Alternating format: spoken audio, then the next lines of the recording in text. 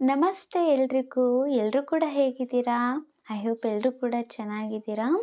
ಇವತ್ತಿನ ವಿಷಯ ಏನು ಅಂತ ಅಂದರೆ, ಮಾಧ್ಯಮದವರು ಮಹಿಳೆಯರ ಮುಂದೆ ಪ್ರಶ್ನೆಯನ್ನು ಕೇಳ್ತಾ ಇದ್ರು.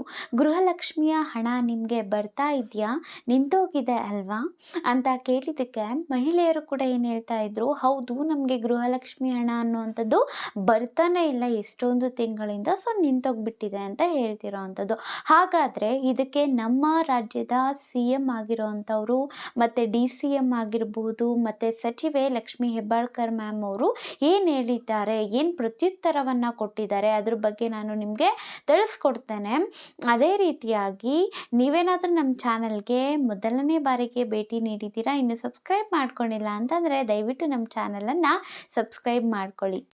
ಎಷ್ಟೊಂದು ಜನ ಕಮೆಂಟ್ ಮಾಡಿ ಕೂಡ ಕೇಳ್ತಾ ಇದ್ರು, 16ನೇ ಕಂತು 17ನೇ ಕಂತಿನ ಹಣ ಯಾವಾಗ ಬರುತ್ತೆ, ಬರ್ತಾನೆ ಇಲ್ಲ ಅಂತ ಹೇಳ್ತಿರೋ ಅಂಥದ್ದು. ನಾವು ಕೂಡ ಸ್ವತಃ ಲಕ್ಷ್ಮೀ ಹೆಬ್ಬಾಳ್ಕರ್ ಮ್ಯಾಮ್ ಅವರು ಏನು ಹೇಳಿರ್ತಾರೋ ಅದನ್ನೇ ನಾವು ಕೂಡ ತಿಳಿಸಿಕೊಡೋ ಅಂಥದ್ದು.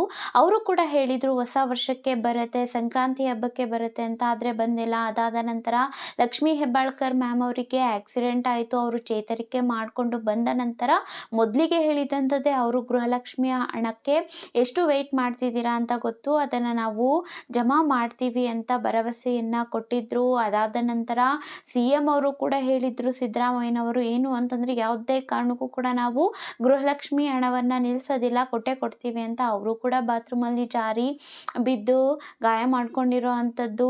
ಏನೇ ಆದರೂ ಕೂಡ ಗೃಹಲಕ್ಷ್ಮಿಯ 16ನೇ ಕಂತಿನ ಹಣ 17ನೇ ಕಂತಿನ ಹಣ ಅನ್ನುವಂಥದ್ದು ಇನ್ನೂ ಕೂಡ ಬರ್ತಾನೆ ಇಲ್ಲ. ಮೀಡಿಯಾದವರು ಕೂಡ ಇದ್ರ ಬಗ್ಗೆನೇ ಪ್ರಶ್ನೆಯನ್ನು ಮಾಡ್ತಾ ಇರೋವಂಥದ್ದು. ಮಹಿಳೆಯರು ಕೂಡ ಪಟ್ಟು ಹಿಡಿದಿದ್ದಾರೆ. ನೀವೇನು ಹೇಳಿದ್ದು 5 ವರ್ಷ ಕೂಡ ನೀವು ಗೃಹಲಕ್ಷ್ಮಿಯ ಹಣವನ್ನು ಕೊಡ್ತೀನಿ ಅಂತ ಹೇಳಿದ್ದಂಥದ್ದು, ಆದರೆ ನೀವು ಕೊಡ್ತಾ ಇಲ್ಲ, ನಮಗೆ ಬೇಕೇ ಬೇಕು ಅಂತ ಪಟ್ಟು ಹಿಡಿದಿರೋ ಅಂಥದ್ದು. ಇನ್ನು ಮೀಡಿಯಾದವರು ಕೂಡ ಹೇಳ್ತಾ ಇದ್ದಾರೆ, ಹೇಗೋ ನೀವು 15 ಕಂತಿನ ಹಣವನ್ನು ಕೊಟ್ಬಿಟ್ಟಿದ್ದೀರಾ, ಸಾಲ ಮಾಡಿನೋ ಏನೋ ಒಂದು ಮಾಡಿ ಕೊಟ್ಟಿದ್ದೀರಾ, ಆದರೆ ನೀವು ಒಪ್ಕೊಂಬಿಡಿ, ಅನುದಾನ ಇಲ್ಲ, ಸರ್ಕಾರ ನಡೆಸೋದಕ್ಕೇ ಹಣ ಇಲ್ಲ ಅನ್ನುವಂಥದ್ದನ್ನು ಒಪ್ಕೊಂಬಿಡಿ, ಅದನ್ನು ಬಿಟ್ಟು ಕೊಡ್ತೀವಿ ಈಗ ಕೊಡ್ತೀವಿ ಅಂತ ಸುಳ್ಳು ನೆಪವನ್ನೆಲ್ಲ ಯಾಕೆ ಹೇಳ್ತಾ ಇದ್ದೀರಾ ಅಂತ ಪ್ರಶ್ನೆಯನ್ನು ಮಾಡ್ತಾ ಇರೋ ಅಂಥದ್ದು ಸ್ನೇಹಿತರೆ. ಇನ್ನೂ ಎಷ್ಟೋ ಜನ ಮಹಿಳೆಯರು, ಅದು ಕೂಡ ಏಜ್ ಆಗಿರೋ ಅಂಥವ್ರು ಹೇಳ್ತಿರೋ ಅಂಥದ್ದಂದರೆ, ನಾವು ಇದನ್ನು ತುಂಬಾ ನಂಬ್ಕೊಂಡ್ಬಿಟ್ಟಿದ್ದೀವಿ, ಮನೆ ಬಾಡಿಗೆ ಕಟ್ಕೊಳ್ಳೋದಕ್ಕೆ ಆಗಿರಬಹುದು, ಯೂಸ್ ಆಗ್ತಾ ಇದೆ, ಮಕ್ಕಳ ಎಜುಕೇಷನ್ಗೆ ಆಗಿರಬಹುದು, ಮತ್ತು ಏನೋ ಮೊಮ್ಮಕ್ಕಳಿಗೋಸ್ಕರ ಏನೋ ಒಂದು ಮಾಡೋದಕ್ಕಾಗಿರಬಹುದು ಯೂಸ್ ಆಗ್ತಾ ಇತ್ತು, ಈ ಒಂದು ಹಣವನ್ನು ನಿಲ್ಲಿಸಬೇಡಿ, ಕಂಟಿನ್ಯೂ ಮಾಡಿ ಅಂತ ಹೇಳ್ತಾ ಇರೋವಂಥದ್ದು. ನೀವು ಬಾಯಿ ಬಿಟ್ಟು ಕೇಳಬೇಕು.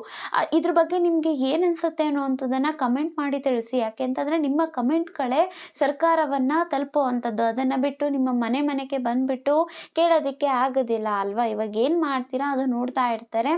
ಸೊ ಆವಾಗ ಗೊತ್ತಾಗುತ್ತೆ ಅವರಿಗೂ ಕೂಡ ಹೇಗೆ ಜನಕ್ಕೆ ಎಷ್ಟು ಅವಶ್ಯಕತೆ ಇದೆ.